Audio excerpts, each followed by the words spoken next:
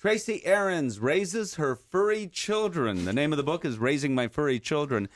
They are considered, Tracy, Yes. our kids now, dogs, yes. aren't they? Yes, and I don't have children, so they've always been my kids. So, yes, they are. Okay, I it's treat one thing like to them have now. them. Of course, you're a journalist, Yeah, so I would yeah. ask that, well, why did you write the book? And you'd pound me over the Dad. head. I'm a journalist. That's what I do. Yes, I'm always writing. Yes, and this was written when I had my Brittany, and he passed away 4 years ago. So it was during his period of life. He was 12 when he passed, and it was during that time that I wrote this about my 4 cats. 2 of those cats are now deceased, and my dog is now deceased. And I just wrote fun things about what had happened between myself and them, and they ran as columns in different publications over Yes. the years, which was fun, which was a lot of fun. And I just thought one day, I could put this together and I could help Brittany rescue. And that's when I contacted you to see if you could contribute a story to the book. which So, I was happy to do. I mean, Brittany changed my life. So he was that way with me. He was my first big dog, my Yeah. first dog. So he was and he was you my wrote bud. about this dog and how the dog changed your life. Tell us a little about it. Well, he was a crazy dog. You know how Brittany's are. They're very high energy. He was just so funny. He struck me funny in everything that he did. Stealing garbage out of the can. He'd steal your clothes when you weren't looking. He never listened to me. I was married at the time, and he would listen to my husband, but he would not listen to me. I was his buddy. You know how that goes. So, but just the crazy, funny things about his toys, and then the cats, of course. They all had their own little funny stories, and I won't give too much of it away, but I hope people like the stories. Most of them are uplifting.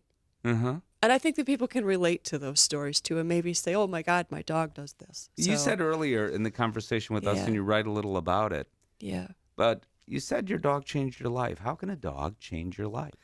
Well, he made me realize that you have to have patience. You have to have extreme patience and trust. You just grow to trust them, and they become so close to you. I don't know if you felt that way with Chaser. Mm-hmm. I mean, they just it becomes like a child to you. I can't explain any other way. I mean, he relied on me for everything and protected me. When that bond is like the bond that I've had with not all. Yeah. You know, I mean, I've loved all our pets that we've had. Yeah, and I know what you mean. Some of them, it's but- not as but- close. But It really some isn't. of them, it's as if Some people they- call it a soul dog. Yeah. You know what I mean? They call are they call it a almost soul in your dog. soul. Yeah. And yeah. it's as if, and I had a cat like this too. It's Yes. not only dogs, Yes. where Chaser, the Brittany that I had, could Yeah. look at me, and she would know almost what I was Yes. thinking. Yes. And this kind of sounds like woo. I know, but they know your feelings really, too. They yeah, really well, do. they know our feelings. Yes. That we Yes. know, because they detect the most subtle things that we do, and they're Yes. probably picking up on our even body chemistry. Yes, they do. But to know almost what our next thought is going to be, Yes.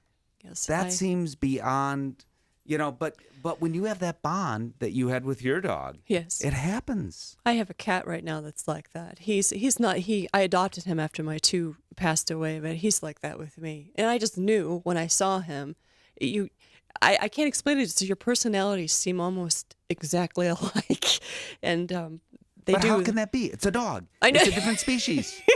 And they're not really mind readers. So how does that happen? And you know what, Steve? The funny thing is some people don't understand that, and they think it's just an animal. But until you have that, you have no idea. And it breaks my heart to know that some people have never found that, and I wish they would.